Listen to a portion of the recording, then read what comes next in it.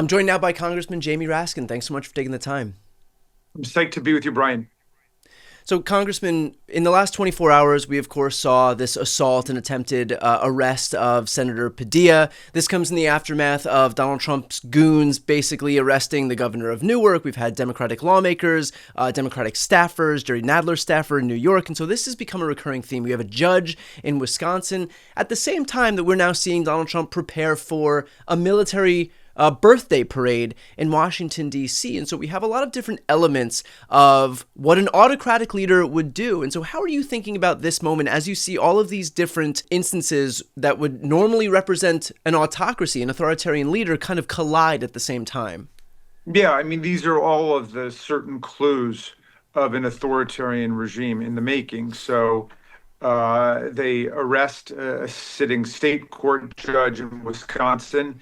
They have indicted my colleague LaMonica MacGyver from New Jersey for felony offenses that could total 17 years in prison for going to a scheduled visit to an ICE facility and then Yeah. just being in the crowd where they arrested the mayor. They had to drop those charges. They barged into Jerry Nadler's office and traumatized a 24-year-old staff assistant who was in tears as they handcuffed her for no reason at all. And then yesterday, they threw to the ground United States Senator, Senator Padilla from California, for asking a question, for posing a question in a federal building where his office is, of a cabinet official. And that's on top of sending the Marines to the United States, to California, and federalizing the National Guard there, although that has been reversed by Judge Breyer in the United States District Court, dealing the 194th setback to Trump in court in terms of preliminary injunctions and temporary restraining orders. But the path is clear. We're on the path towards straight up authoritarianism. I mean, we often hear about the creep toward autocracy. I'm pretty certain that if we saw any of these things happening in aggregate or even in isolation in any other country, we wouldn't hesitate for a second to call it what it is, which is autocracy or dictatorship. And so do you think trying to take an objective view of this, that this has already arrived? It's not like we're waiting for a constitutional crisis in the US. We are in the midst of one in the United States. And to that point, then, I know people are going to be looking at this and they're going to be worried about whether there's even a way to come back from this. And so what would you say to those folks? Well, I would say, yeah, the struggle and the crisis is here. The Constitution has been under attack now for a long time by these Yeah. people, and they are getting more brazen in deploying state power to try to crush dissent. On the other hand, everywhere I go in the country, I'm seeing people more and more resolved and determined to fight back. And I'm not just talking about people in the streets, I'm talking about governors and mayors and elected officials and judges who are standing up for the Constitution and the rule of law.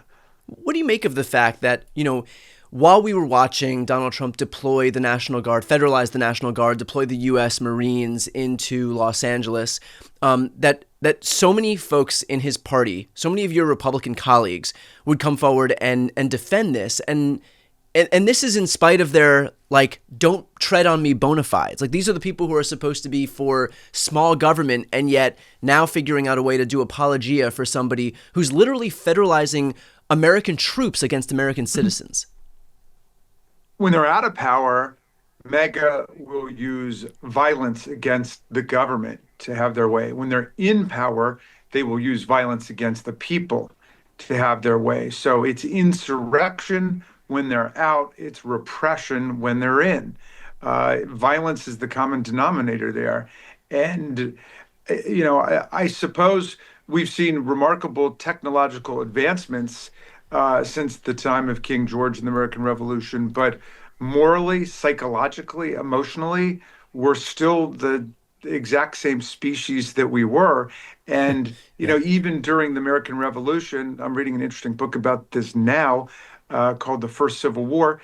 Half of the people were still on the side of King George and the Empire, and they're just saying, you can't beat the alpha dog. You can't beat the greatest military empire that's ever existed. You can't separate church and state. You can't overthrow the lords and the tyrants. And for all of human history, people have lived under somebody like King George or Donald Trump or Vladimir Putin. But half of the people said, let's pledge to ourselves, you know, our our fortunes, our lives, our sacred honor to build something different, democratic self-government protecting the rights and freedoms of the people. Mike Johnson was asked for his reaction to the fact that Trump's goons jumped on, assaulted, and detained and attempted to arrest Senator Padilla. And instead of defending the autonomy of his own branch of government that he leads as the Speaker of the House, he called for Senator Padilla to be censured. And so is there any hope from what you've seen from the Mike Johnsons of the world and his Republican colleagues, that any of these people are going to stand up for the autonomy of their own co-equal branch of government? Well, one can hope against hope that at some point they will do it, but I think that Mike Johnson, who I considered a decent guy and a cut above most of the MAGA people like Marjorie Taylor Greene, has basically weakened his critical thinking faculties. He has weakened his mind with theocracy, and theocracy is now just merging with autocracy. And I don't think he has any means of intellectual self-defense against Donald Trump anymore. So here you have a guy who, strikes the pose of a theocrat. I mean, and it's all about religiosity and piousness. Yeah. And he's embraced the most vice-ridden, crime-ridden, corruption-ridden administration in American history, and a president who has been charged multiple times with sexual assault. He's been adjudicated a sexual assailant in the state of New York. He has, openly betrayed his wives. And he's looting the government and collecting unconstitutional foreign emoluments from all over the world. So, I don't know what to say about the people who have done that. Our strategy for victories does not count on someone like Mike Johnson defecting to the side of democracy and freedom.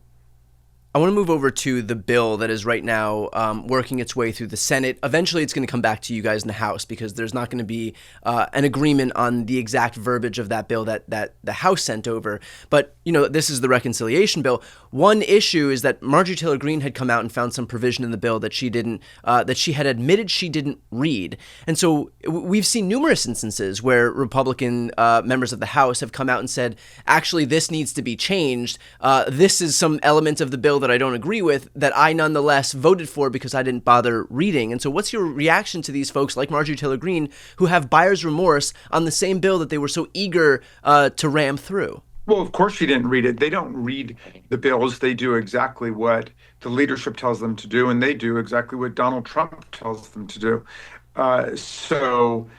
When she said she didn't read it and that's why she wants to oppose it now, what she really means is, well, of course she didn't read it, but now she's come under extreme right-wing pressure from some quarters saying that provision's indigestible and that provision prevents the state and local governments from regulating artificial intelligence for the next 10 years. So I'm with her in opposing it, and I voted against the bill.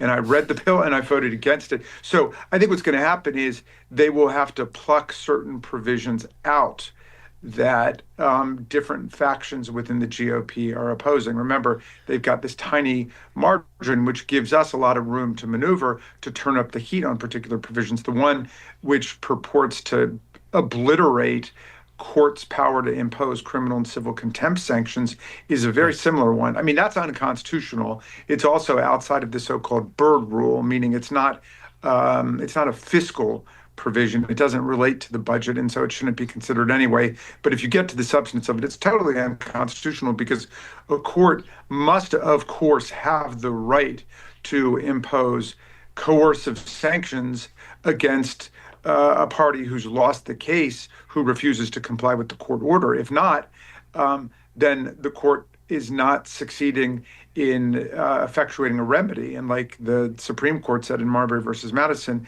if there's no remedy, there's no right. What do you make of the fact that, we've been talking about this bill for a couple of months now, and it's more and more important to continue discussing it as it comes to a head in the Senate? There was the date that was thrown out was the 4th of July. They wanted to actually get this thing signed into law so that they didn't have to deal with it after the 4th. We'll see if that remains to be true, but the whole country was paying attention to this bill and the fact that it would kick 14 million people off of their health care, that it would strip food assistance to the tune of $300 billion, that it would explode the deficit to the tune of trillions of dollars. And then suddenly, in one fell swoop, Donald Trump decides to send the U.S. military into Los Angeles so that we weren't able to talk about that. And so can I have your reaction to the fact that as a distraction against a bill that Republicans are purposefully pushing forward, a bill that would, again, strip all of these essential lifelines for the American people, the shiny object Donald Trump landed on was to send the U.S. military into an American city illegally, as we would come to find out, but so that it could spark a conflict against the people of Los Angeles. Yeah, well, immigration is clearly a weapon of mass distraction. We know that because we had that bipartisan border deal all negotiated and wrapped up and ready to go, and one person blew it up, Donald Trump, because he was in search not of an immigration solution or even just a border solution. He's in search of a border crisis so he can continue to propound demagogic, nativistic appeals. And but that tactic may be exhausting itself for him.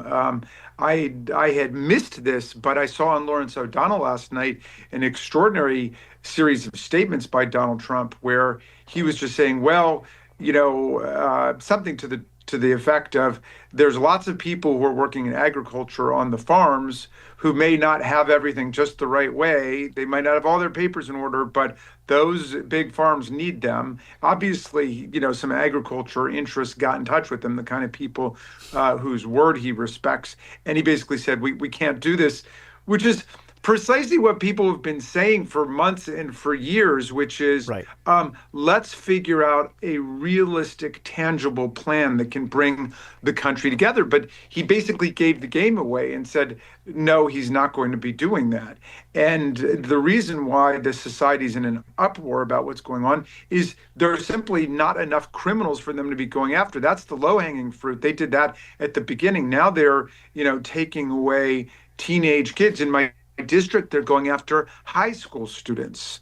Who are they hurting? They said they were going to go after criminals. Now they're going, right in the heart of people's communities. I saw one discussion about a community in Kansas, which has rallied around a very popular woman who's a waitress in the local, diner in this small town, who doesn't have her papers in order. And the whole town is like screaming and marching and saying, bring her back, bring her back. Yeah. Yeah. Well, to that exact point of marching and screaming, there is the No King's Day protest this weekend. Are you going to be attending, and what message do you have for folks who may be on the fence as to whether it's worth it to attend this weekend? Oh, it is worth it. Every single body, every single person counts here. The whole world is watching.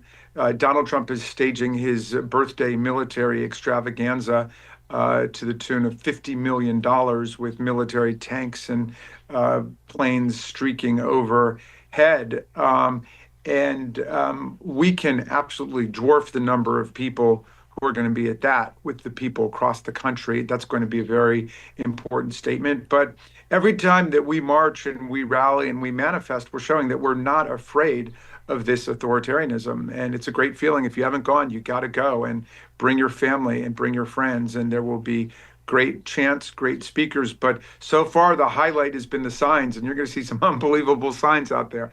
Well, I'm looking forward to being out there this weekend. I know you are too. And Congressman, appreciate your time today. Thank you so much for having me, Brian.